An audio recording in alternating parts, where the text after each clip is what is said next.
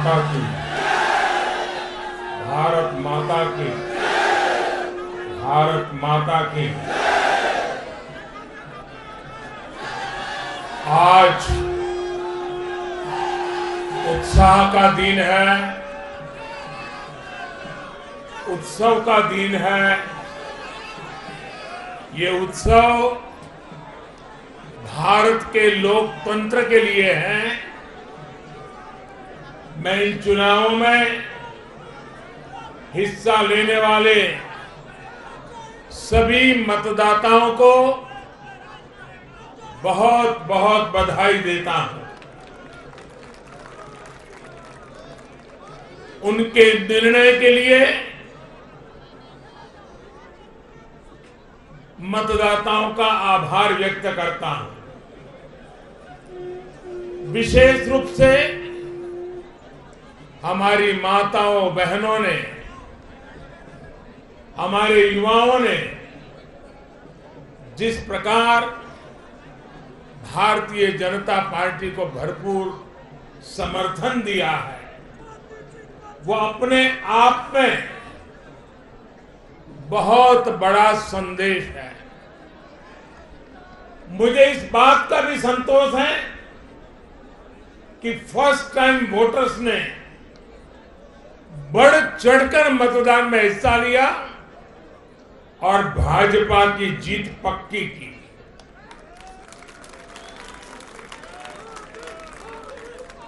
चुनाव के दौरान भाजपा के कार्यकर्ताओं ने मुझसे वादा किया था कि इस बार होली 10 मार्च से ही शुरू हो जाएगी। हमारे कर्मठ कार्यकर्ताओं ने ये विजय ध्वज फहरा करके इस वायदे को पूरा करके दिखाया है। मैं भाजपा के सभी कार्यकर्ताओं की भूरी भूरी प्रशंसा करूंगा, जिन्होंने दिन रात देखे बिना इन चुनावों में कड़ी मेहनत की। हमारे कार्यकर्ता जनता जनार्दन का दिल जीतने में, जनता जनार्दन का विश्वास जीतने में सफल रहे और पूरे पार्टी का नेतृत्व जिन्होंने किया, कार्यकर्ताओं ने को जिन्होंने लगातार मार्गदर्शन किया, ऐसे हमारे राष्ट्रीय अध्यक्ष श्रीमान जगत प्रकाश नड्डा जी को भी मैं बहुत बहुत अभिनंदन करता हूं, बहुत बहुत बधाई देता हूं।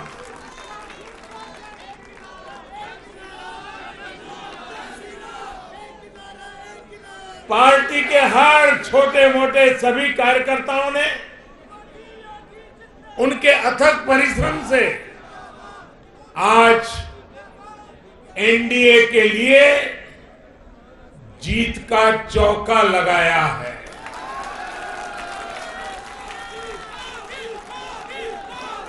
साथियों, उत्तर प्रदेश ने देश को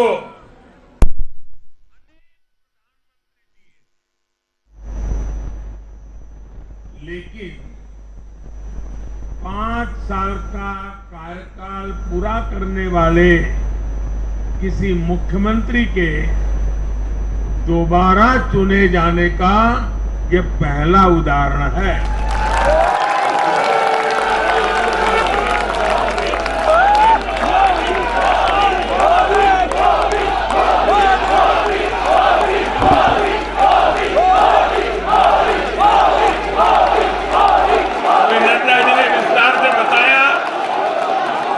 उत्तर प्रदेश में 37 साल बाद कोई सरकार लगातार दूसरी बार सत्ता में आई है। 3 राज्य यूपी, गोवा और मणिपुर में सरकार में होने के बावजूद बीजेपी के वोट शेयर में वृद्धि हुई है।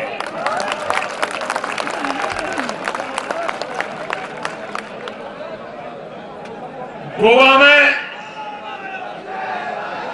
सारे एग्जिट पोल गलत निकल गए और वहां की जनता ने तीसरी बार सेवा करने का मौका दिया है। 10 साल तक सत्ता में रहने के बाद भी राज्य में बीजेपी की सीटों की संख्या बढ़ी है। उत्तराखंड में भी भाजपा ने नया इतिहास रचा है। राज्य में पहली बार कोई पार्टी लगातार दूसरी बार सत्ता में आई है। यानी सीमा से सटा एक पहाड़ी राज्य, एक समुद्र तटीय राज्य और एक मां गंगा का विशेष आशीर्वाद प्राप्त एक राज्य और पूर्वोत्तर सीमा पर एक राज्य, भाजपा को चारों दिशाओं से आशीर्वाद मिला।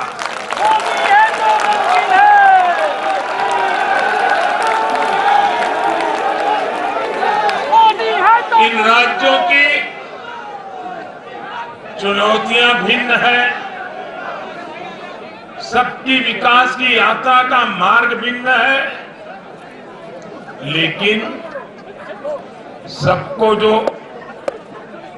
बात एक सूत्र में पिरो रही है वो है भाजपा पर विश्वास। भाजपा की नीति, भाजपा की नीयत और भाजपा के निर्णयों पर अपार विश्वास। साथियों, ये चुनाव नतीजे भाजपा की प्रो पुअर, प्रोएक्टिव गवर्नेंस पर एक प्रकार से बड़ी मजबूत मोहर लगाते हैं। पहले जनता अपने ही हक के लिए सरकार के दरवाजे खटखटाकर थक जाती थी।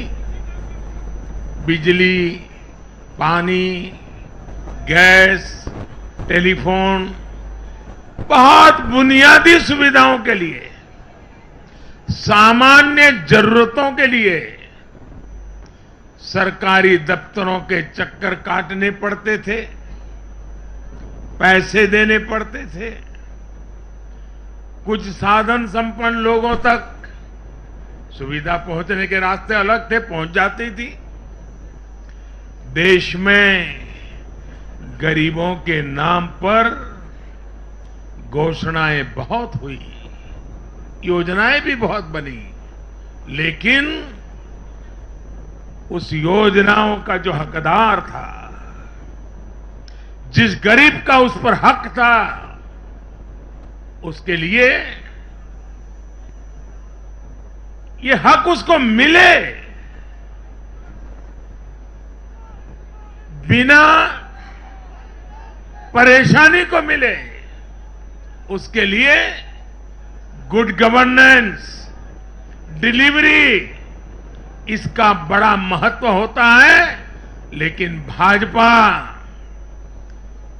इस बात को समझती है और मैं लंबे अरसे तक मुख्यमंत्री के नाते काम करके आया हूं, इसलिए मुझे पता है कि आखिरी इंसान की सुविधा के लिए कितनी मेहनत करनी चाहिए। बीते वर्षों में हमने गवर्नेंस डिलीवरी सिस्टम तो बेहतर किया ही, साथ साथ पूरी प्रक्रिया में पारदर्शिता भी लाए हैं। भाजपा गरीब को भरोसा देती है कि प्रत्येक गरीब तक सरकार ने निर्णय किए हुई सुविधाएं जरूर पहुंचेगी। और मैं गरीब के घर तक उसका हक पहुंचाए बिना चैन से बैठने वाला इंसान नहीं।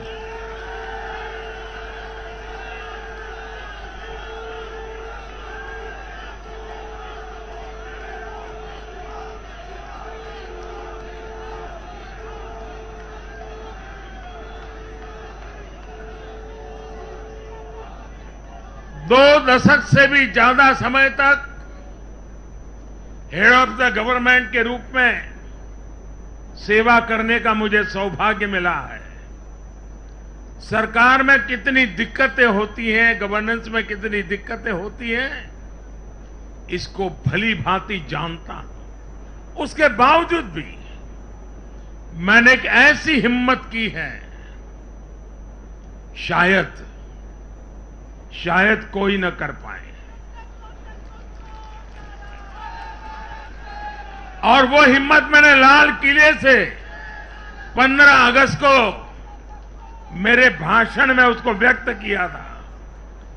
मैंने कहा था कि अब भाजपा को जहां जहां सेवा करने का मौका मिलेगा, हम हर योजना के जो हकदार हैं उनके लिए 100% सैचुरेशन, यानी काम को 100% पूरा करना, हर गरीब तक हर सरकारी योजना का लाभ पहुंचाना, ये 100% की कल्पना करना 2 दशक से ज्यादा समय सरकार का काम करने के बाद मैं कहता हूं, ये बहुत बड़ी हिम्मत की है मैंने। और ये हिम्मत मैंने इसलिए की है कि जब ईमानदारी होती है, नीयत साफ होती है, गरीबों के प्रति करुणा होती है, देश का कल्याण यही जीवन का मंत्र होता है, तो फिर ऐसे निर्णय करने की ताकत पैदा होती है। हम हर गरीब तक पहुंचेंगे, हम हर गरीब तक पहुंचेंगे, 100% लाभार्थियों तक पहुंचेंगे। भाई और बहनों, आज मैं देश की महिलाओं, हमारी बहन बेटियों को विशेष रूप से नमन करता हूं। चुनाव के नतीजों में मेरी इन माताओं बहनों का, बेटियों का बहुत बड़ा योगदान है। ये हमारा सौभाग्य है कि भाजपा को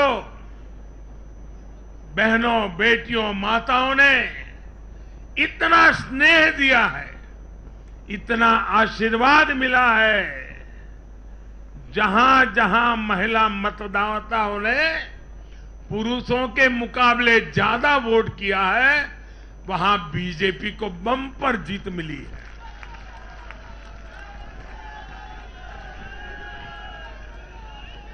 एक प्रकार से हमारी माताएं, बहनें, हमारी बेटियां, हमारी ये स्त्री शक्ति भाजपा की जीत की सारथी बनी है।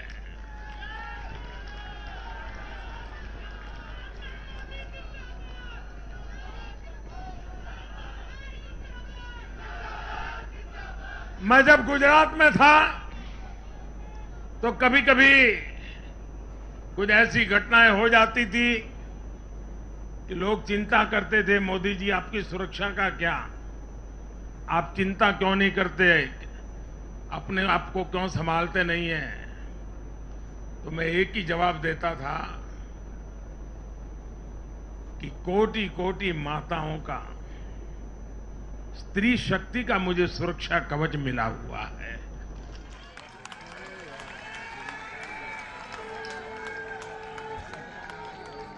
साथियों, भारत की माताएं, बहन, बेटियां निरंतर भाजपा पर विश्वास कर रही है उनको पहली बार विश्वास मिला है कि सरकार उनकी छोटी से छोटी जरूरतों को भी ध्यान में रखती है।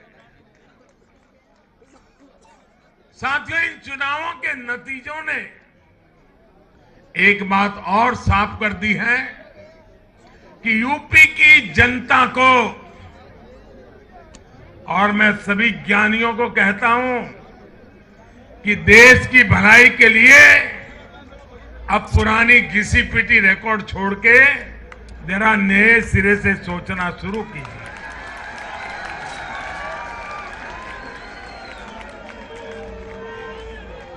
इस देश के लिए बड़ी दुख की बात है। मैं स्वयं बहुत दुख अनुभव करता था जब ये ज्ञानी लोग यूपी की जनता को सिर्फ और सिर्फ जातिवाद के तराजू से तोलते थे, जातिवाद की दृष्टि से देखते थे। मैं समझता हूं कि उत्तर प्रदेश के नागरिकों को जातिवाद की बाड़ाबंदी में बांध करके वे उन जातियों का अपमान करते थे, उन नागरिकों का अपमान करते थे, पूरे उत्तर प्रदेश का अपमान करते थे। कुछ लोग ये कहकर यूपी को बदनाम करते हैं कि यहां के चुनाव में तो जाति ही चलती है। लेकिन भाइयों बहनों, उत्तर प्रदेश के लोगों ने दिखा दिया है।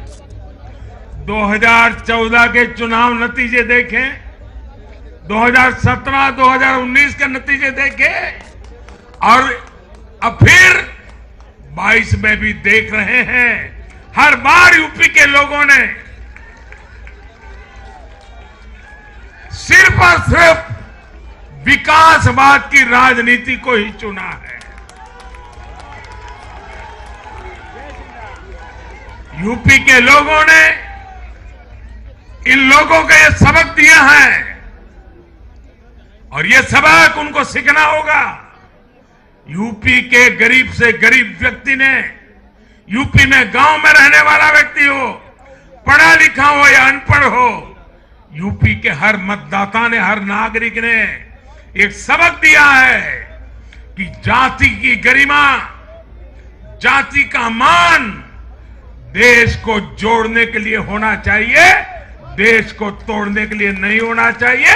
और ये करके दिखाया है, चार चुनावों में करके दिखाया है। वैसे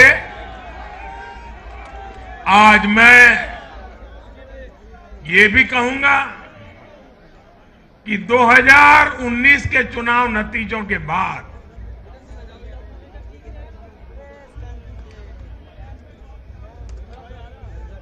कुछ पॉलिटिकल ज्ञानियों ने कहा था 2019 में जब लोकसभा में हम दोबारा जीत करके आए तो उस ज्ञानियों ने कहा था कि भाई 2019 के जीत में क्या है, ये तो 2017 में ही तय हो गई थी, क्योंकि 2017 में यूपी का रिजल्ट आया था। मैं मानता हूं इस बार भी ये ज्ञानी जरूर कहने की हिम्मत करेंगे कि 2022 के नतीजों ने 2024 के नतीजे तय कर दिए हैं।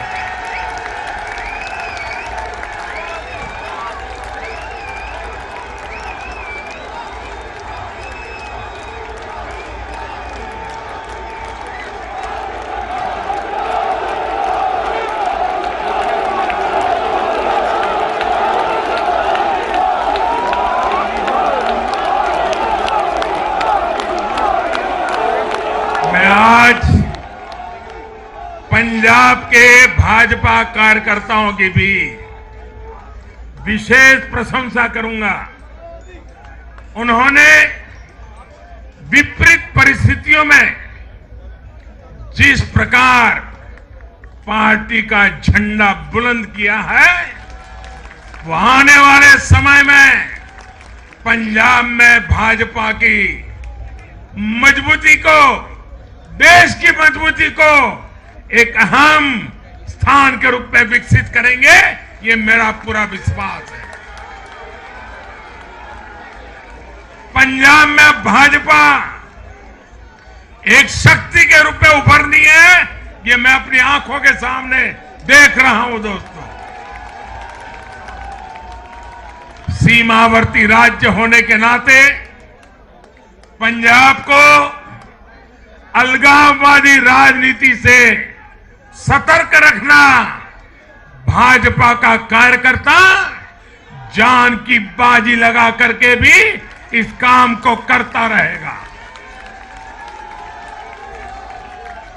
आने वाले 5 सालों में भाजपा का हर कार्यकर्ता वहां इस दायित्व को जोर शोर से निभाने वाला है।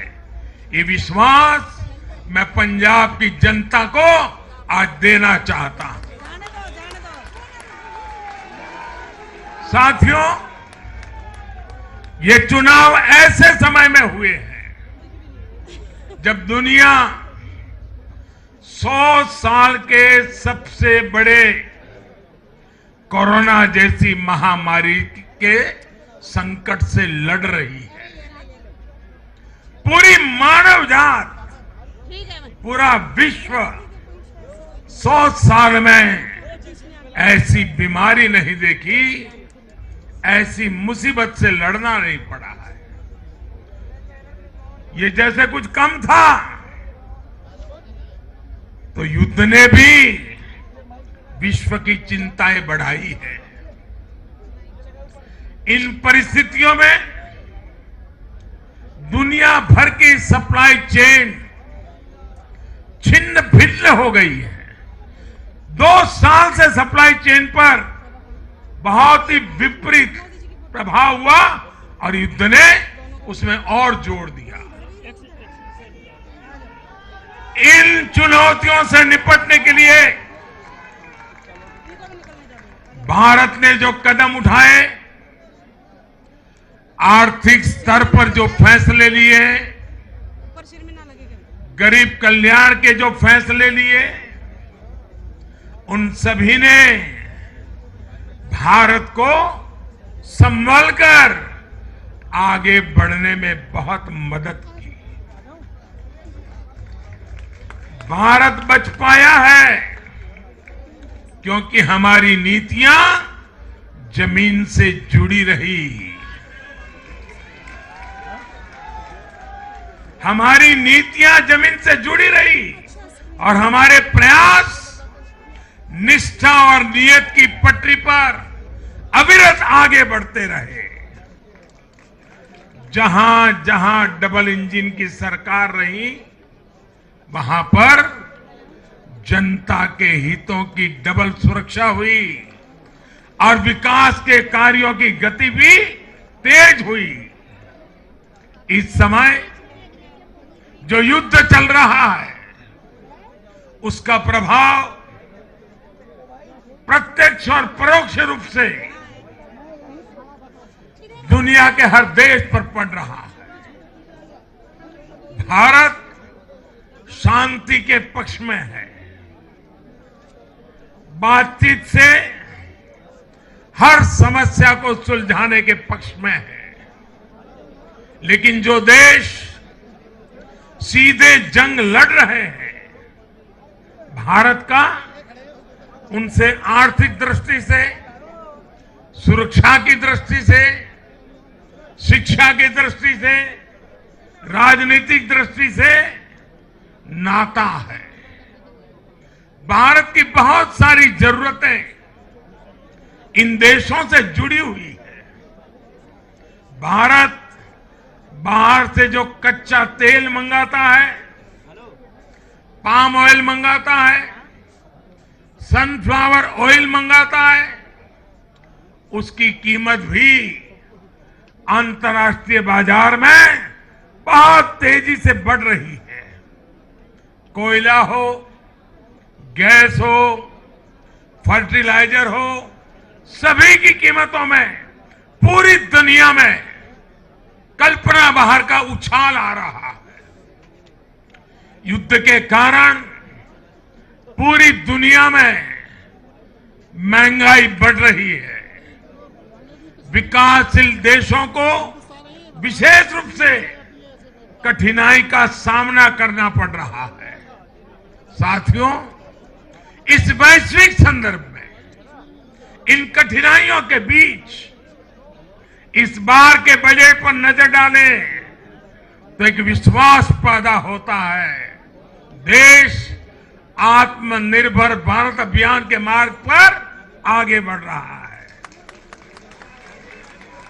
इस भावना को इस बार के बजट से और ऊर्जा मिली है और मैं मानता हूं कि दुनिया भर में बने निर्माण हुए इस विपरीत वातावरण में, उथल पुथल से भरे माहौल में, अनिश्चितता से भरे माहौल में भारत की जनता ने विशेष करके उत्तर प्रदेश जैसे राज्यों ने अपनी दूरदृष्टि का परिचय दिया है। भारत के मतदाताओं ने जिस तरह इन चुनावों में स्थिर सरकारों के लिए वोट दिया, वो इस बात का प्रतिबिंब है कि लोकतंत्र भारतीयों की रगों में है।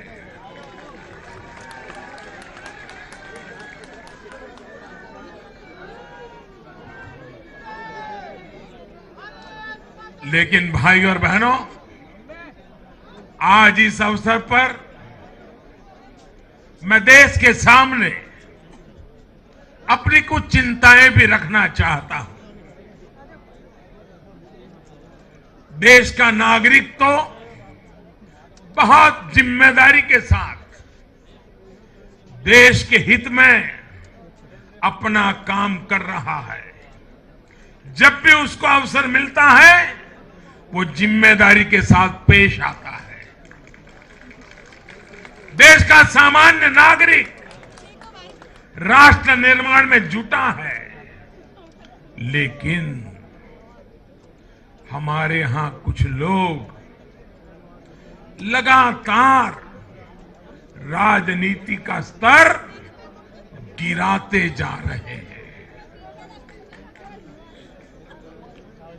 कोरोना के इस समय में भी हमने देखा है कि इन लोगों ने देशवासियों को गुमराह करने की लगातार कोशिश की।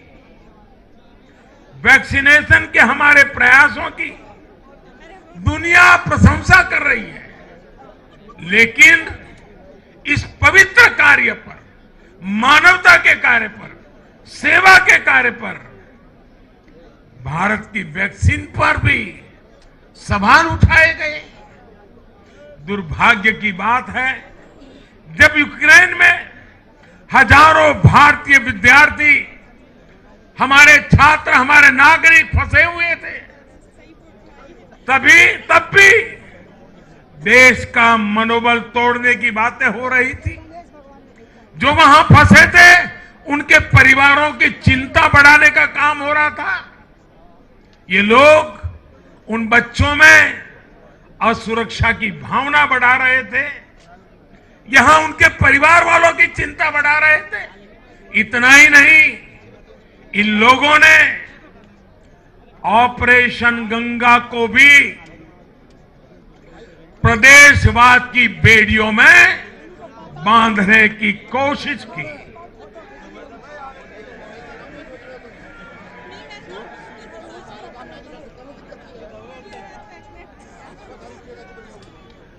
हर योजना को, हर कार्य को क्षेत्रवाद, प्रदेशवाद, जातिवाद, संप्रदायवाद का रंग देने का प्रयास भारत के उज्जवल भविष्य के लिए बहुत बड़ी चिंता का विषय है। साथियों, इन चुनावों में मैंने लगातार विकास की बात की। गरीबों को घर, गरीबों को राशन, वैक्सीन, आधुनिक इंफ्रास्ट्रक्चर, हर विषय पर भाजपा का विजन लोगों के सामने रखा। इसके साथ ही जिस एक बात पर मैंने सबसे ज्यादा चिंता जताई थी वो थी गौर परिवारवाद।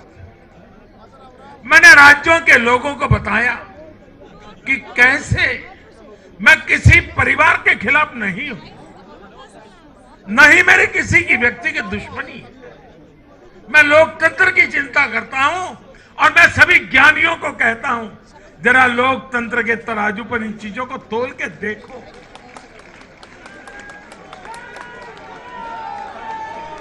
और मैंने लोगों को बताया कैसे परिवारवादी राजनीति ने उनके राज्य का कितना नुकसान किया है, राज्य को पीछे ले जा रहा है। और मुझे खुशी है कि मतदाताओं ने इस बात को समझते हुए भी इस चुनाव में अपना वोट दिया है, लोकतंत्र की ताकत को मजबूत किया। साथियों, ये लगातार बहस बहुत जरूरी है। भारत जैसे लोकतंत्र में और देश को जिस ऊंचाई पर ले जाना है उसको ध्यान में रखते हुए जिन मुद्दों को मैं उठा रहा हूं उसको निरपेक्ष भाव से बहस होना जरूरी है। भारत में परिवारवादी राजनीति का, ये मेरे शब्द लिख करके रखिए दोस्तों, एक न एक दिन ऐसा आएगा जब भारत में परिवारवादी राजनीति का सूर्यास्त ये देश के नागरिक करके रहेंगे।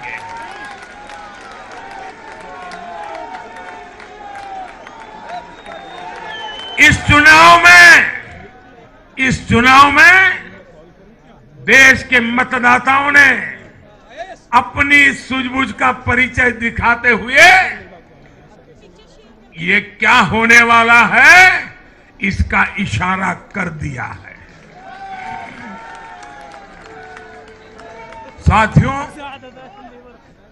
आज एक और विषय में देश के लोगों के सामने रखना चाहता हूं। ये विषय है भ्रष्टाचार के खिलाफ कार्रवाई को रोकने की साजिश।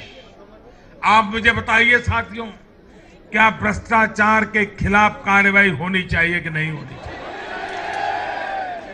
भ्रष्टाचार करने वालों पर कड़ी कार्रवाई होनी चाहिए कि नहीं होनी चाहिए? ये भ्रष्टाचार रूपी दिमाग देश में से नष्ट होनी चाहिए कि नहीं होनी चाहिए? साथियों, हमारे देश में भ्रष्टाचार के खिलाफ लोगों में, भ्रष्टाचारियों के खिलाफ, ऐसे लोगों के प्रति एक भयंकर नफरत का भाव रहता है। देश की गाढ़ी कमाई को लूटकर अपनी तिजोरी भरने की ये प्रवृत्ति कुछ लोगों की पहचान के साथ जुड़ गई है।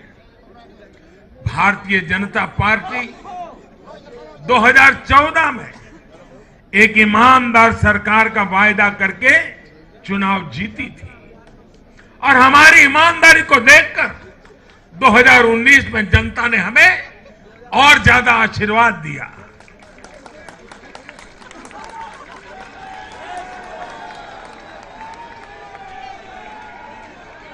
और देश हमसे अपेक्षा करता है कि मोदी जी, आपकी सरकार सिर्फ प्रामाणिक रहे इतना इनफ नहीं है। आप ही हैं, आप ही की सरकार है जो भ्रष्टाचारियों को सजा कर सकती है, उन पर कठोर से कठोर कार्रवाई कर सकती है। मुझे बताइए, जनता की इस अपेक्षा को मुझे पूरा करना चाहिए कि नहीं करना चाहिए? जनता की आशा आकांक्षा के लिए सरकार ने जिम्मेवार व्यवहार करना चाहिए कि नहीं करना चाहिए? लेकिन आज हम देख रहे हैं जो निष्पक्ष संस्थाएं जो पूरी तरह इंडिपेंडेंट है, वे अगर भ्रष्टाचार के खिलाफ कार्रवाई करते हैं तो ये लोग और उनका पूरा इकोसिस्टम अब भ्रष्टाचारियों की रक्षा करने के लिए उन संस्थाओं को बदनाम करने के लिए मैदान में आ गए हैं।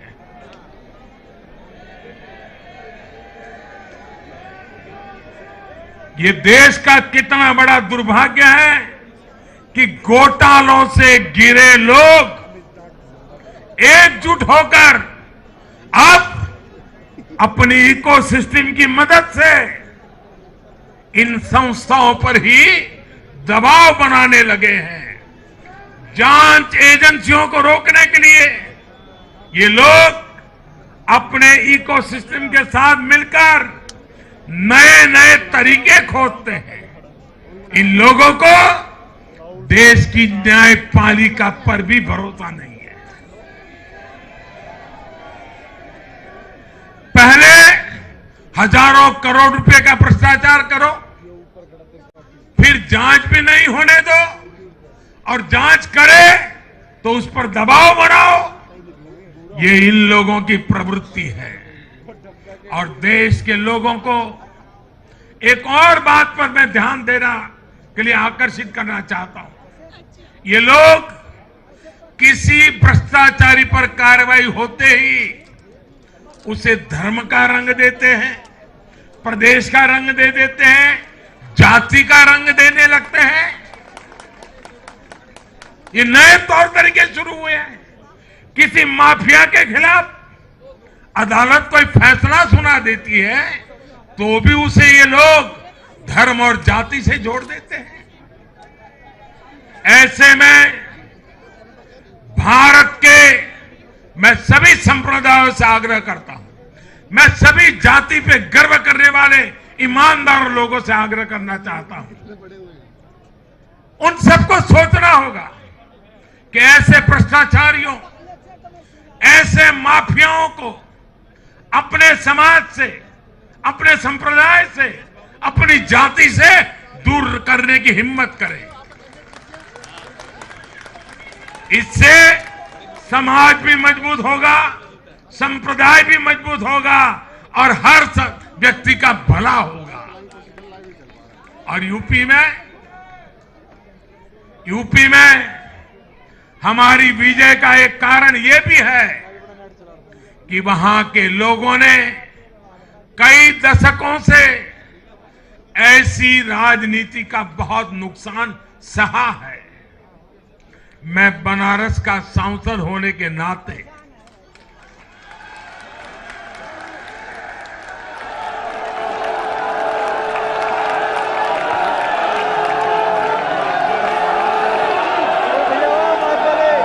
यूपी के लोगों के प्यार और आशीर्वाद ने मुझे भी यूपी वाला बना दिया।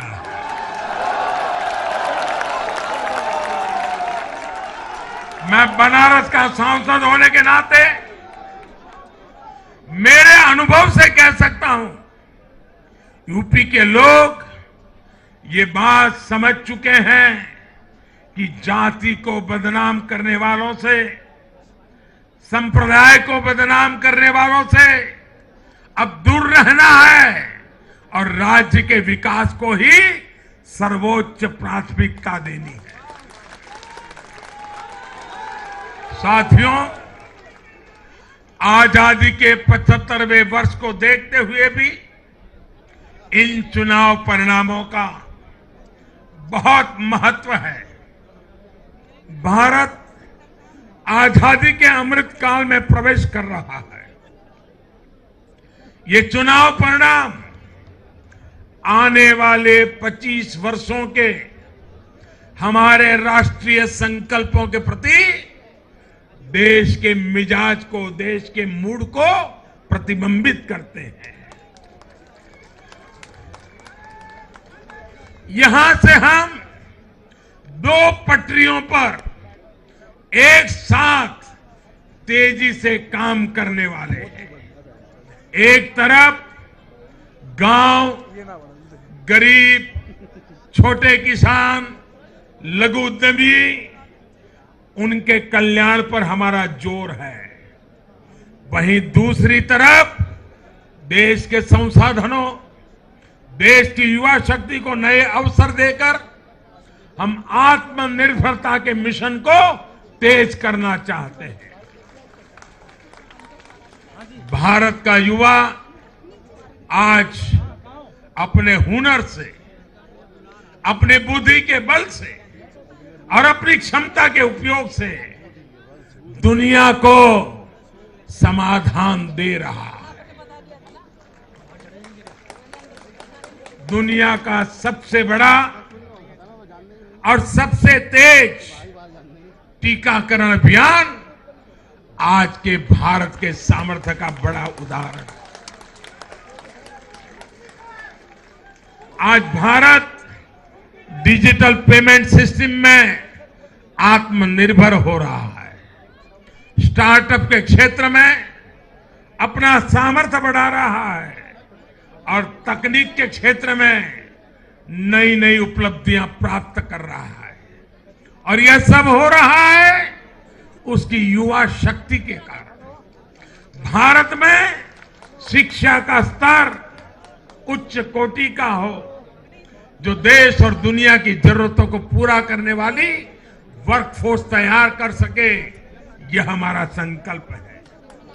आज एक ऐसे नए भारत का निर्माण हो रहा है जहां आपकी पहचान आपके काम से होती है, न कि आपके परिवार से होती है। मुझे विश्वास है सबका साथ, सबका विकास, सबका विश्वास और सबका प्रयास के मंत्र पर चलते हुए हम अपने अपने राज्यों को नई ऊंचाई पर लेके जाएंगे। जब देश के हर राज्य का विकास होगा तो देश का भी विकास होगा। और मुझे तो वह गुजरात में इतने साल काम किया, दिल्ली में सरकार भारतीय जनता पार्टी को अच्छा मानने वाली सरकार नहीं थी। हमारी सरकार में रोड़े अटकाने के सोच वाली सरकार थी। फिर भी गुजरात में हमारा मंत्र यही था, भारत के विकास के लिए गुजरात का विकास।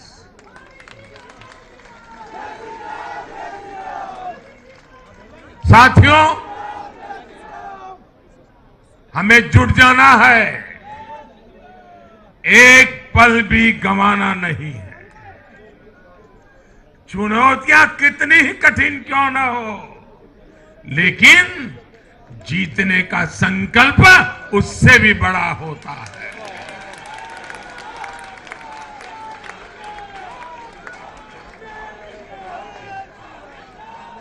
बड़े संकल्पों के साथ, बड़े सपनों के साथ ऊंची सी ऊंची ऊंचाइयों को पार करने के इरादे के साथ देश को आगे बढ़ाना है। साथियों, इतना बड़ा भव्य विजय भारत के उज्जवल भविष्य की ये गारंटी है।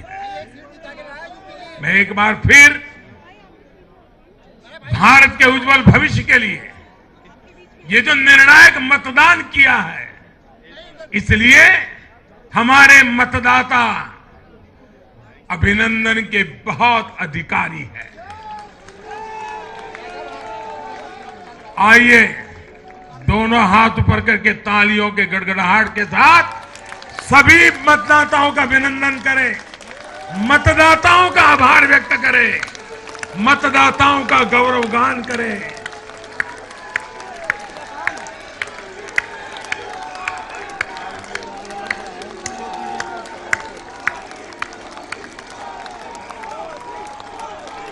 भारत माता की, भारत माता की, भारत माता की। बहुत बहुत धन्यवाद।